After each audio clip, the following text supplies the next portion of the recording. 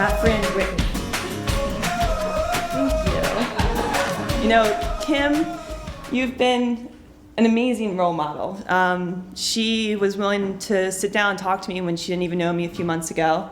I was going through a really rough time in my life, and you know, she just had a relationship with my mom, and she just took time out of her really busy schedule to just sit down, talk with me, let me vent, you know, just completely open up and be vulnerable, which I'm really bad at doing. I didn't have a lot of self-love. I didn't know really who I was or what defined me as a person. I just kind of got so entrapped in like making everyone like me, and that's in week 9 we talked about humility, and one of the big things Kim said is working to win the whole world and then losing your soul. And I just cared so much about what people thought of me. At the end of the day, if I looked in the mirror, I didn't really care what I thought about myself as long as I got that outside validation from other people.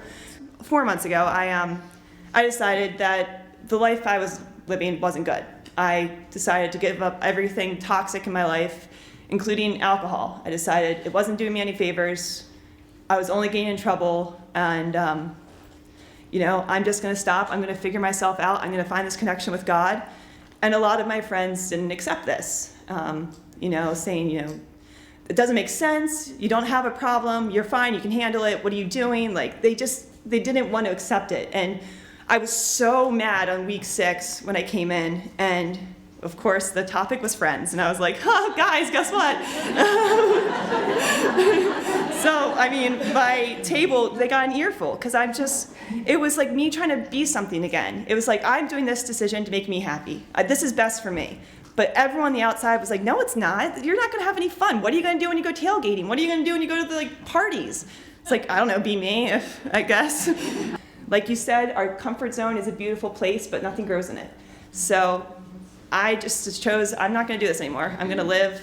I'm going to be happy. And, you know, smaller God, bigger problems. Bigger God, smaller problems. And I'm going to just keep carrying God with me. And that's all I have. I was going to tell you all that we have another special guest to conclude our, oh, there he is, Chad Steele. Woo!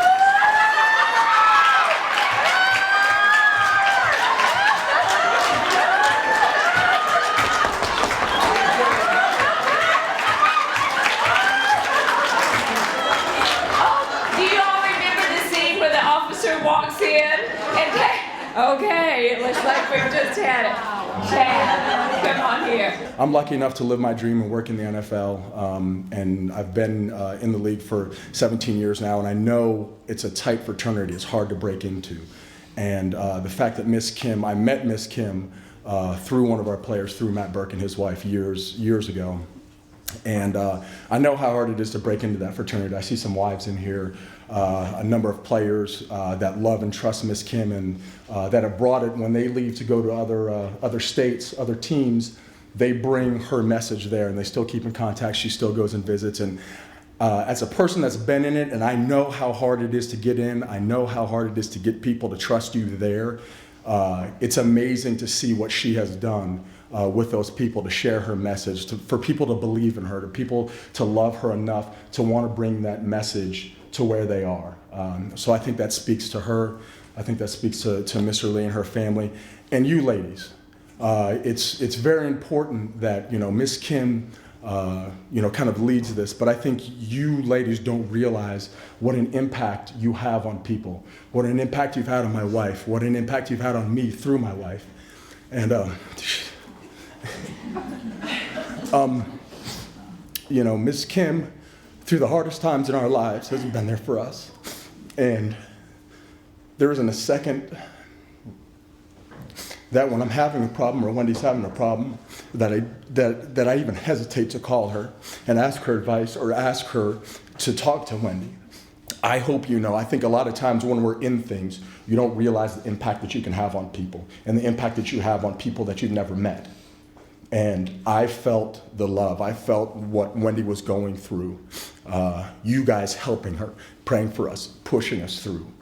And, you know, the result is we have a stronger marriage. We have a stronger family. We have stronger faith. As strong as I am with my wife, I am with my kids. I owe it to Miss Kim, and I owe it to you ladies.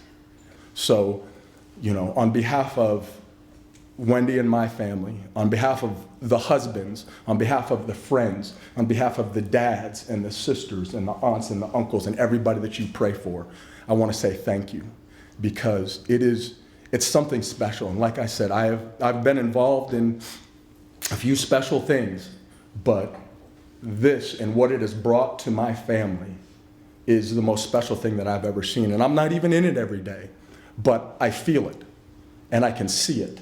I can see it in my wife. I can see it in my children. I can see it in my parents. I can see it in my siblings. I see it in the husbands that I'm with each week. I see it in the friends. So please know that wherever you guys go, if you're going to another state, if you're going anywhere, you bring this with you and you can share the message with everybody, because it's powerful. We felt the prayers, and I see it every day when I look in my son's eyes, who is a hellion. But I thank God every day for him, and that is due in no small part to you ladies and the prayers. I see it in my dad's eyes. He's fighting a hard battle right now, but he knows that he has people who have never met him and who may never meet him, but love him and pray for him. So thank you from the bottom of my heart for everybody, from my family and from all the husbands, sons, brothers, and everybody out there. Please keep that impact up, because you have no idea what it means. Thank you. Take me